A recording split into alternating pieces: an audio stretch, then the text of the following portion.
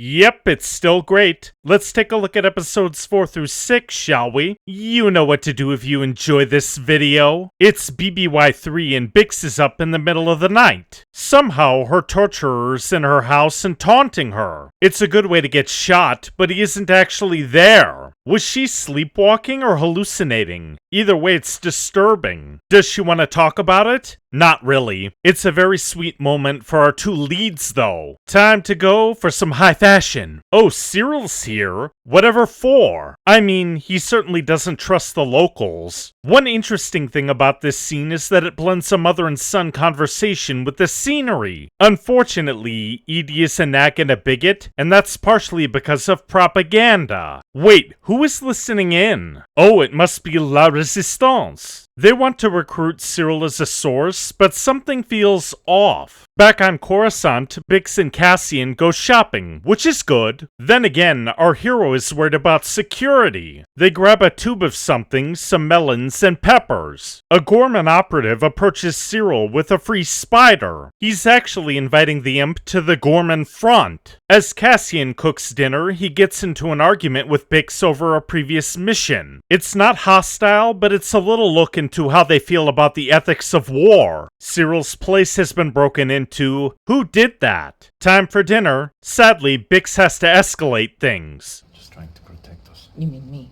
What's so wrong about that? It's warping things. She's having bad hallucinations in the middle of the night. Cassian is totally in the right here. In all fairness, Bix's other concerns are valid. Cyril forgot something in his office. Is it some notes? Nope. He goes for the tablet. Oh, he's working undercover with Dedra. They don't have enough to go on, so Cyril needs some more information. At the ISB HQ, the supervisors discuss Axis. They don't have much information. We're arresting too many people. Well, I suppose he has to maintain his cover somehow. Dedra is pissed off because she wasn't consulted. You can just hear the venom in her voice, but I suppose we'll have to focus on other things. Mon is trying to whip votes in favor of the Gorman. The only problem is that the other politicians either don't give a damn or are too scared of the Emperor. What else is new? It is easy to feel bad for Mon, though. Lonnie tells Luthen that Dedra is about to sledgehammer Gorman. They don't have a picture of the endgame, so Luthen orders his asset to step it up. Cyril joins the underground, and it's really more of a town hall than anything else. They discuss the armory that is being built in the center of the city. After the meeting, Cara Rolans tries to pull Cyril in by pointing out the Tarkin massacre. Who will Cyril work for? Dedra. He's going to stick with Dedra. Luthen signals Bix and Cassian. Our hero goes it alone, and the Spymaster-in-Chief orders him to assess Gorman. The rebellion may want to turn it into a hotbed of resistance. The mission isn't a go just yet. We have to— Okay, Wilmon got sent over to Saw's base to train someone on a Rhydonium tap. The trouble is that he's not allowed to leave. Meanwhile, Cassian and Bix are feeling the love. That's enough reassurance for both of them, but Bix still needs medicine. I wonder what happens next. Let's find out. Oh, Clea needs to do some radio work. Luthen checks in, but there's nothing to report. Cassian needs some goodies. Visiting friends? Why do you ask? I'm curious by nature. I have friends everywhere. This is a great use of tradecraft. Try to spot an intentional problem as we go. Cassian adopts the legend of a fashion designer, which is a nice touch. Of course, Cyril has a problem. The ISB is raiding his office. Oh, the Underground has another operative there? Interesting. The feed is cut, and we learn that the ISB is looking for a listening device. Cyril gets taken away for, reasons. Clea discovers that Skolden knows about a forgery in his collection. That's not the problem, though. The real issue is that he wants to inspect all of his sculptures, which might reveal the bug that she planted. Cyril is annoyed at the ISB. We're bugging our own office. The Rylands family examines some history. Cyril might be a good recruit, but he might not. Still, they meet with him. Many of us believe the Emperor has no idea what's being done on his behalf. What? We think the ISB is running a shadow government. Like a secret Sith empire? He kind of got this one backwards. Luthen checks in on Bix, which is certainly kind. Then again, he believes that she isn't quite ready to do anything yet. Bix is taking sleep medication. Okay, Wilmon is still training a guy on Saw's team. It's going to be a while. At the same time, Cyril is trying to shoo his underling out. He has some information to pass along. For a spider, of course. Clea has to schmooze for a bit. Skulden's girl lets slip that the sweep begins right after the party. The rebels have to move fast. With Cyril's help, the front confirms that the Empire is moving military equipment around. We'll worry about that later. Cassian is here too. He checks into a hotel and tries to pry some info. The bellhop is quietly angry because Tarkin murdered his parents. Maybe there's some boiling resentment across the populace? Oh, Cyril's back home. It all seems rather chaste, doesn't it? Turn out the lights. Can't believe you had me followed.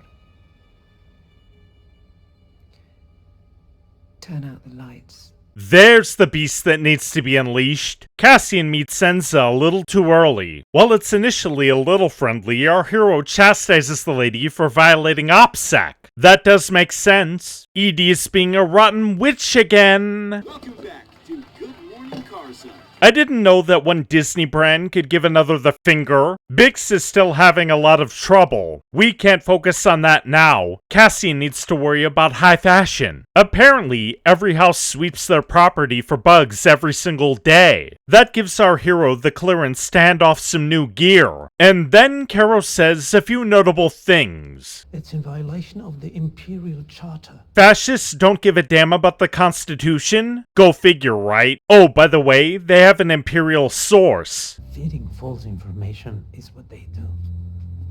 You're aware of that. They're pretty good at it. The Resistance wants to heist some Imperial weapons. That should be pretty easy, but Cassian has to go. Of course, Dedra and Cyril are on it. They actually want to feed good information to the rebellion. At the very least, Cyril is excited. It's good to see you happy. Aww. It makes one forget that these people are evil for a second, doesn't it? Saw is thinking about wasting Wilmon. His techie seems to be fishing for information, though. I'm sure that won't backfire later, will it? Luthen and Clea have to do something about that bug. A good party is a nice cover, so why not? Cassian has to survey the front's plans for a hot minute. He seems to be sensing a trap. Oh, the two spy masters are fighting over this? It doesn't matter. Something has to be done, or they're cooked. It looks like Saw's group is getting ready to strike. Unfortunately, Wilmon doesn't factor into that. Or does he?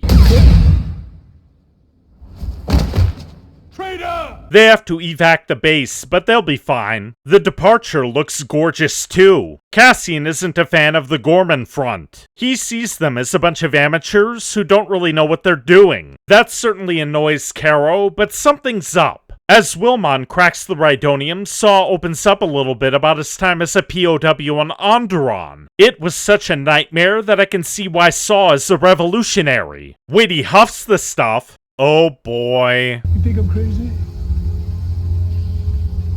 Yes, I am. Well, at least he admits it. Is Wilmon on the road to radicalization? I'm not sure. It only seems like a difference of degree. I want to know what happens next. Oh, we're at Port Steergard. Okay, Luthen is here to take Cassian back to Coruscant. There's just one problem. The Spymaster doesn't appreciate his agent's point of view. No, Luthen wants Gorman to rise up even if they miserably fail. It might set an example. Cassian won't do it, so Vel has to. Visiting friends? Why do you ask? I'm curious by nature. I have friends everywhere. If they all use the same procedure, an imp who learns it could penetrate the entire network and destroy it. Maybe that's the point? Cassian and Bix are together again. That's nice. Our gal gets a little turned on by the cover story. Then again, she accidentally says that Luthen visited her behind his back. Uh-oh. While Mon and Perrin travel to a party, Cassian pays Luthen a visit. They're both pissed off, but Luthen has an edge because of his devotion to the cause. No one throws a punch, so that's always a plus. The ISB has been ordered to expand Dr. Gorst's torture program. Luckily, Lonnie is on it without wanting to do the work. Cinta is here. Okay. It seems like she and Vel are getting back together. On the other hand, You walk a very narrow path, Tetra. Cyril must never know what this is all really about. is Dedra just using Cyril? That is a possibility. Vel and Cinta take the lead on the heist. They decide to cut the execution time down to 6 minutes and bar the front from using weapons. If it comes to that, they'll do it. How could this possibly go wrong? Bix needs more sleeping sauce and, oh, another signal. Cassian will figure it out. Time for another heart-to-heart. I'm sorry I hurt you.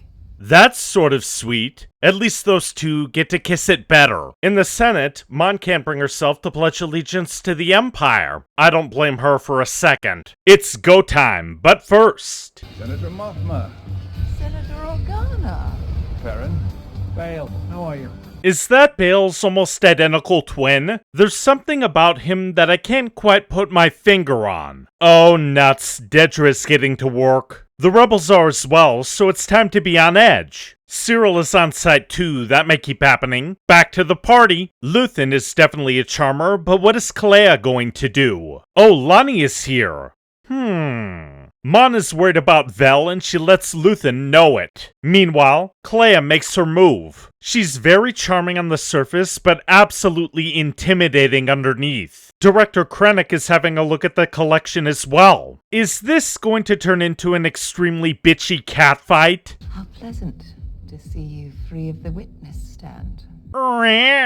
Clea just wants to use Lonnie to block the view of her work. The Gorman front successfully stops a shipment and Clea gets to work. The rebels are moving quickly, I'll give them that. There's just one problem. Clea's key is stuck. Luckily, the catfight between Mon and Krennic continues. Of course, there's another issue on Gorman. The rebels can't exactly stop the locals from coming across the heist. My rebel is your terrorist.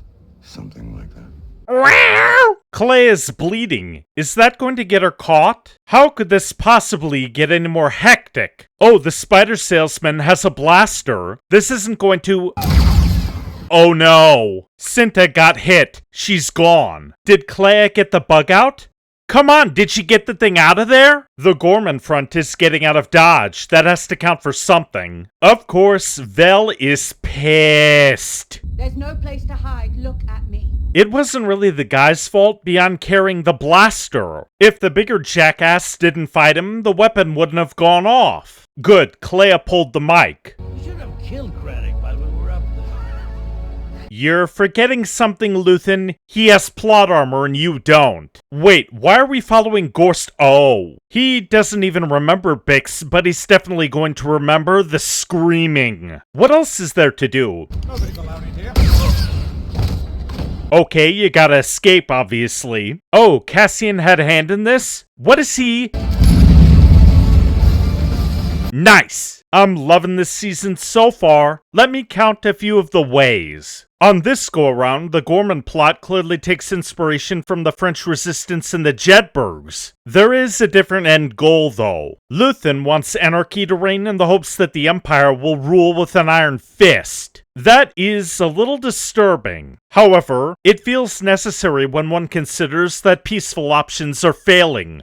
Badly. And yes, I know that I critiqued Vel's anger, but it is good character development. That level of rage can lead to irrational decisions. Therefore, why not scapegoat the guy for ignoring her orders? The other two romances offer an interesting contrast between the rebels and the Empire. On one hand, Cassian and Bix are genuinely involved. They may fight a little bit, however, that comes from a place of honest concern instead of toxic venom. On the other, Dedra and Cyril's relationship seems like a cold perversion of that. They don't fight at all, but they can't bring themselves to display much affection either. It's just neutral until Dedra gets her dominatrix freak on. With all of that said, I'm honestly intrigued by what comes next. I'll see you next time.